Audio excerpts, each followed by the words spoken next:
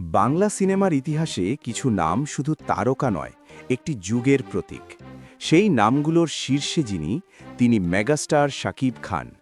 ৯০-এর দশকের শেষ ভাগে যখন ঢালিউড ধীরে ধীরে সংকটে পড়ছিল, ঠিক তখনই এক তরুণ অভিনেতার আগমন।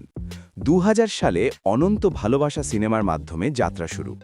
তারপর আর পেছনে ফিরে তাকাতে হয়নি।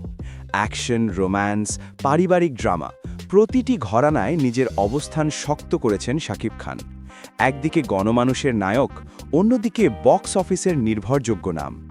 প্রিয়া আমার প্রিয়া, কিং খান, নবাব, তুফান, প্রতিটি সময়ে নিজেকে নতুনভাবে উপস্থাপন করেছেন তিনি। শুধু জনপ্রিয়তা নয়, পুরস্কার ও রেকর্ডের দিক থেকেও তিনি এগিয়ে। জাতীয় চলচ্চিত্র পুরস্কার সহ অসংখ্য সম্মাননা প্রমাণ করে তিনি শুধু স্টার নন, একজন পারফর্মারও। সময়ের সাথে বদলেছে তার লোক, অভিনয়ের ধরন, সিনেমা নির্বাচনের কৌশল। লোকাল থেকে প্যান ইন্ডাস্ট্রি কোলাবোরেশন, নিজেকে আন্তর্জাতিক মানের প্রজেক্টেও যুক্ত করেছেন।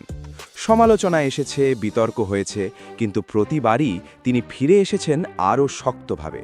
কারণ একজন মেগাস্টার শুধু জনপ্রিয়তায় তৈরি হয় না, টিকে থাকার ক্ষমতায় তৈরি হয়।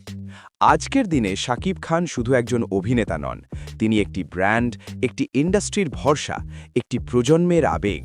এটাই শাকিব খান, ঢালিউডের মেগাস্টার।